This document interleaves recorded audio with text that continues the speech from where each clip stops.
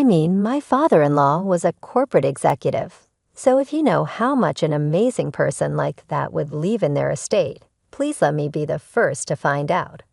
So casual sounding. Alex.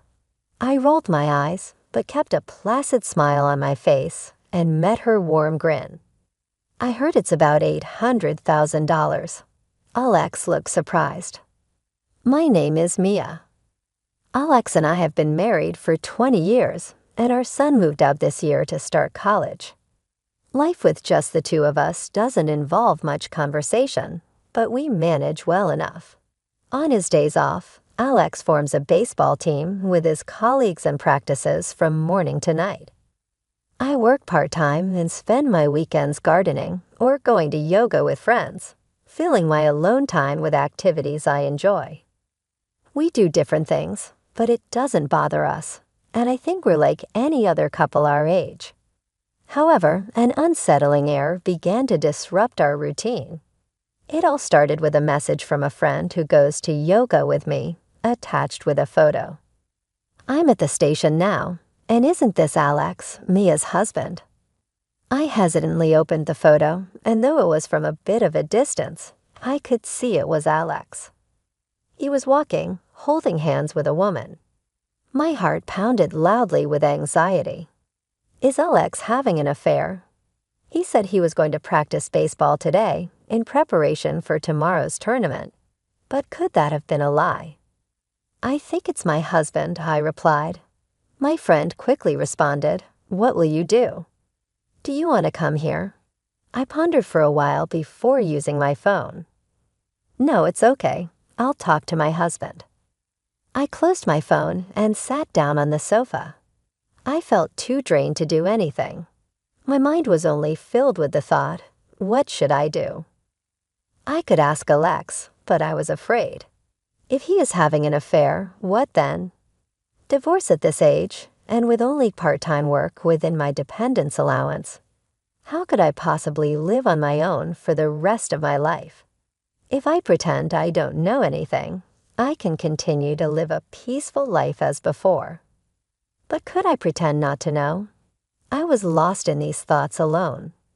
I wondered how long I had been like that when I heard the front door open, and I snapped back to reality. It was already 7:00 p.m. What's wrong? Why are all the lights off? Alex turned on the living room lights and spoke with a tone of disbelief. Oh, sorry, I was sleeping. Alex laughed in disbelief and started to wash his uniform in the washing machine. Seeing this, I realized that Alex had indeed been exercising, and I started to think that the photo might have been a mistake. If you're tired, why don't we go out for dinner? I nodded vigorously, accepting his suggestion. Spending time together might dispel my doubts. Did you go anywhere else today besides baseball? Nowhere in particular. Why? I was just wondering. You said you wanted new shoes the other day, so I thought maybe you went shopping. Oh, I haven't got around to buying them yet. With that, the conversation ended. But the Alex in front of me was the same as always, and they say there are at least 3 people who look alike in the world, so I decided to think it might have been someone else. Yet once suspicion has taken root, it's hard to eliminate. When Alex came home late from overtime or had to stay overnight on a sudden business trip, I found myself unable to shake the suspicion that he might be cheating. Unfortunate events often follow one another. One day, on my way back from my part-time job, I stopped by the supermarket to buy ingredients for dinner. I noticed my cell phone ringing in my bag, pulled it out, and stepped into a deserted aisle to see the name on the display, which made me frown. It was my brother's name. I do occasionally communicate with my sister-in-law for events like a child's enrollment or graduation, but it's been years since I last spoke to my brother on the phone. Such sudden calls from relatives often bear bad news. Hello. Hesitantly answering the phone, what I was told by my brother was that our father was not in good health. He had collapsed suddenly at work, was taken to the hospital by ambulance, and after a thorough examination, was told he wouldn't have much longer. Our mother passed away from illness several years ago, and since then my father has been living alone, having refused the offer from my brother and his wife to live with them. Seemingly in good spirits, even when I talked to him over the phone last week, he seemed to be doing well, so I was very surprised. I said I would visit him soon and ended the call, then took a deep breath to calm my trembling heart. That evening, when Alex came back from work and I told him the situation, he made a very sad face. "I see. Your father, don't worry about home. Go and see him." So the next day, I went to see my father immediately. "Dad, what happened? Are you okay? Mia." I suddenly got dizzy and couldn't get up. "Can't be aging. Sorry to worry you, though." Usually loud and boisterous, my father spoke weakly, causing me pain. His complexion was poor, but he didn't seem to be in such bad shape. "Mia, is something the matter? Did you fight with Alex?" His unexpected question made me flustered. My father gave a wry smile. "You're like your mother, always enduring. We don't know what the future holds, so live as you wish. Parents are happiest seeing their children's smiles." His words made me realize I wanted to talk more with my father, but he said he was tired, so I decided to leave for the day. It was only about a 50-minute mistake, but the fact that he was so fatigued by it made tears fall from my eyes. I sat on a sofa near my father's hospital room, waiting for the tears to stop when a man in a white coat sat down next to me. "Are you visiting your father? I'm in charge of his care." "Oh, I'm sorry. How embarrassing." I hurriedly took out a handkerchief to wipe my tears. Looking at the doctor again, he seemed to be around my age with a kind face that was very reassuring. "It's okay. You must have been surprised by this sudden event. Do you have any questions?" With his encouragement, I asked various questions about my father's condition and what to expect in the future. Even though I repeated the same questions several times, he patiently answered them without showing any signs of annoyance until a nurse came looking for him, saying, "Doctor, there you are." Thanks to him, my heart settled somewhat despite the sadness. When I got home, I remembered the conversation with my father and finally decided to call a friend who had sent me the photo. I had decided to confront Alex's suspected infidelity, which had been weighing heavily on me. I was worried I might have meddled too much. "I'm sorry for making you feel bad." "No, I'm glad you told me." Finally ready to face my husband's cheating, but I have no idea what to do. I spoke honestly, and my friend, laughing, advised me. "Actually, my husband is a lawyer. He says a lot of people come to him for consultations about divorces due to infidelity. I'll ask him for you." Hearing that, I felt relieved that I wasn't the only one troubled by infidelity. My friend quickly took action and told me that it would be better to gather evidence of the cheating and suggested using a detective agency for that. She gave me contacts for several detective agencies and even offered to go with me if I was nervous, making me feel grateful to have such a friend. Since then, I've been busy with visits to my father and working my part-time job. Around the same time, Alex started saying that his work had become busier, with a noticeable increase in overtime and business trips. His actions were so suspicious that I found myself eagerly awaiting the results of an investigation. The long-awaited results came 2 weeks later. When I went to the detective agency, I was told with great difficulty, "It's clear-cut."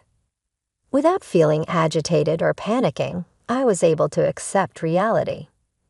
Knowing the truth, the fog in my mind cleared, and I felt a sense of calm. I was shown a portion of the numerous photographs and had the past 2 weeks' activities explained to me. I was also told that they had obtained some audio data, which I listened to. But everything was far worse than I had imagined. In the first place, baseball is only once a week. It's always for 2 hours in the morning, and the other members would quickly go home to their families. They said all the other time was spent with his affair partner, and sometimes they would even wait at the family restaurant near the baseball field for Alex to arrive. It seems that he even went to the trouble of washing the practice clothes he took with him as a fake, just to cover up his lies. All the overtime and business trips were lies. It was all time made up to spend with his affair partner. From the most shocking audio data, it was revealed that Alex was discussing with his affair partner about getting a divorce as soon as he received his inheritance, because his father-in-law was in poor health. It probably won't last another month, so let's reserve a high-rise condo near the station now. He was heard consulting. It seems that the recent business was due to him starting to prepare for a new home and making reservations for furniture and household appliances as well. Next month, there were even plans for a pre-wedding trip, and I felt dizzy.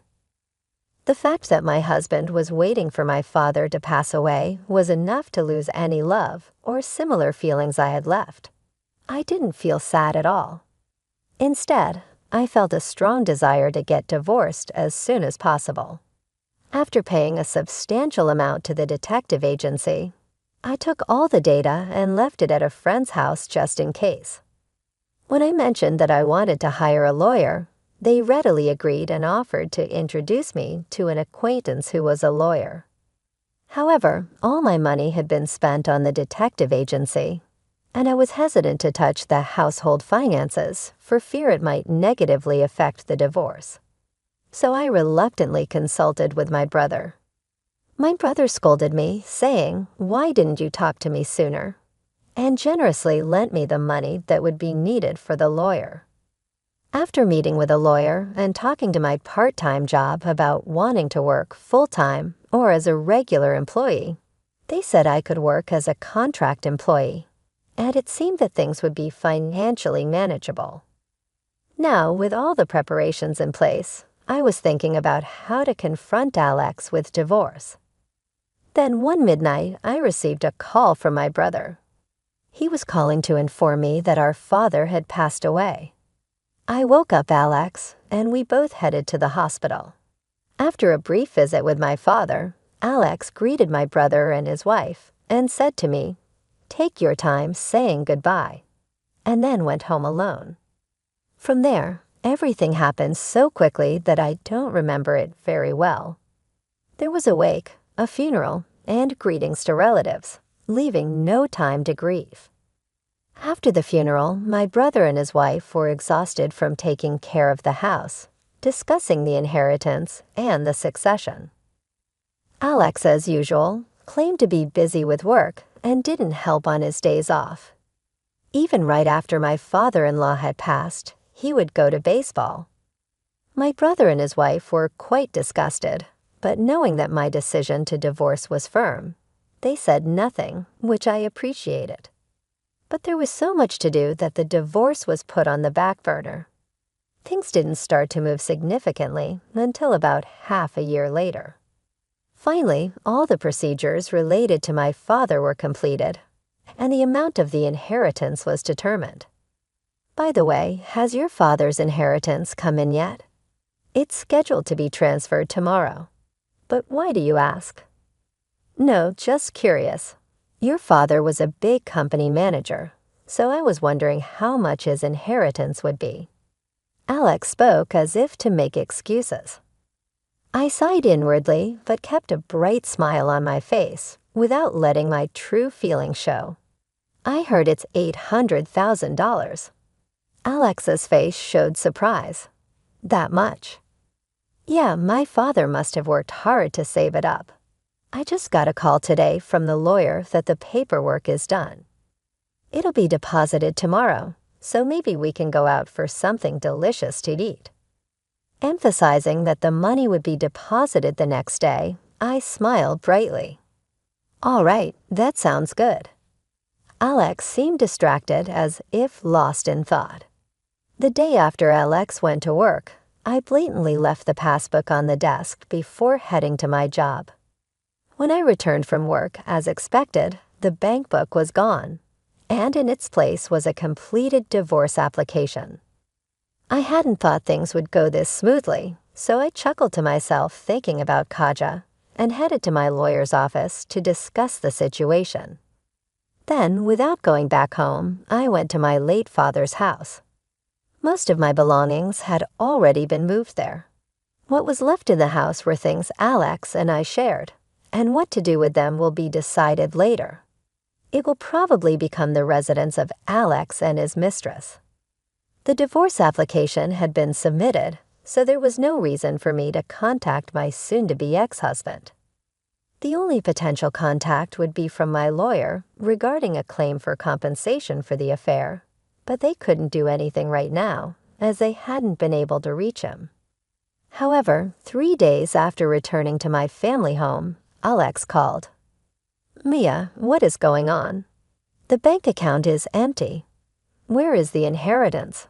And where are you?" "The inheritance? Do you mean mine? Why would you use it?" I played dumb. For now, his asking for my location meant that Alex had returned home. I had to contact my lawyer immediately. "Anyway, why isn't there $800,000 in your bank account? Did you take my bank book?" I was planning to change the account for my company's salary deposit and had prepared it, but it's gone, and I've been looking for it. "Don't mess with me. It's a shared asset since we're married. Give it to me." I don't want to be yelled at on the phone. It's painful for my ears. The inheritance is a personal asset, not shared. Besides, I've already filed for a divorce, so we're not married anymore. Don't contact me again. It's okay for you to live with your mistress in our house. Bye. I heard Alex gasp, but I hung up the phone unilaterally and immediately informed the lawyer's office of Alex's whereabouts. From that night on, there were multiple calls from Alex, but I ignored them all and enjoyed a drink by myself. After almost a year of painful days due to suspicions of Alex's infidelity, it was wonderfully peaceful to be able to relax like this. Waking up after a night's sleep, I was shocked at the sheer number of missed calls on my phone. It must be Alex panicking after getting a call from the lawyer. With trepidation, I checked the messages to find angry ones like, "Was this about compensation for infidelity? If you knew about the affair, just say it," and even was trying to be apologetic. "Mia, I'm sorry. I was wrong. I want to talk things over." Without replying, I left my phone aside and went to work. Inside my bag was a new phone. This one was unknown to Alex, and I would use it from now on. Knowing Alexa's character, I had prepared accordingly. After a while, the lawyer said that the other party desperately wanted to meet, so a confrontation was arranged. I had anticipated this and preferred to settle things quickly rather than drag it out. We chose a family restaurant with semi-private booths for the meeting place. I had chosen the venue as I didn't want it to be out of public view.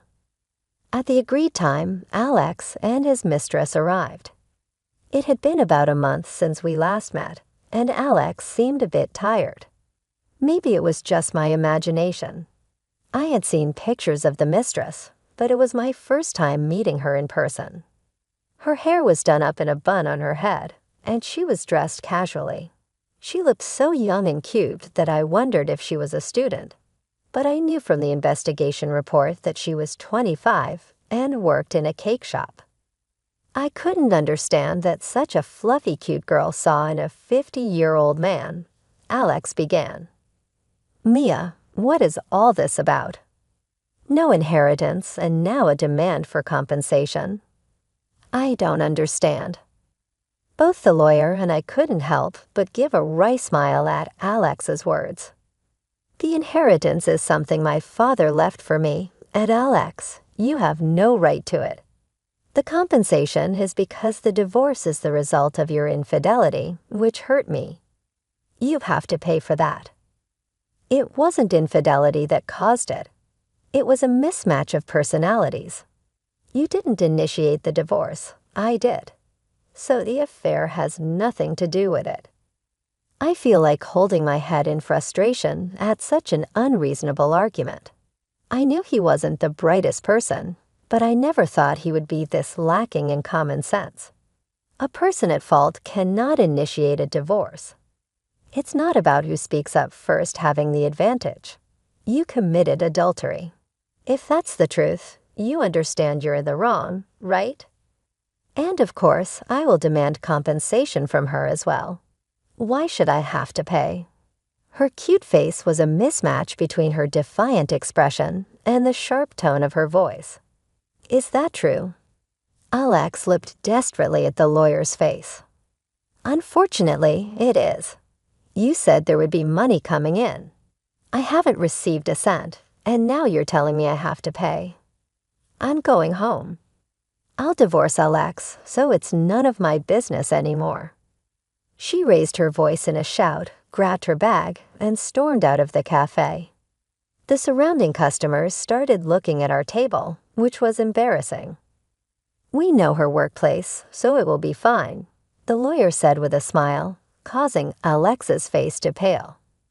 Actually, that girlfriend, she's incredibly headstrong. When we were having an affair, she seemed so sweet. She always smiled when we were together, and she would cry when it was time to leave, saying she was sad. Even being told about the affair, I don't know how to react. After we started living together, her cooking wasn't good, and she constantly wanted new bags and clothes. It was cute at first, but after we got married, it just became a hassle. It's only been about a month since we were married, but Alexa's complaints about her were spilling out nonstop. I realized I always compare her to Mia.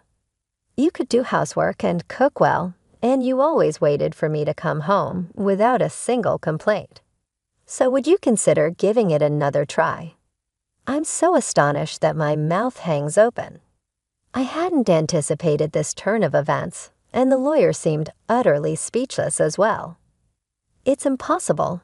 No, please. Let's work this out. I'll change my ways. I promise never to cheat again. You said you were busy with work when you cheated, didn't you?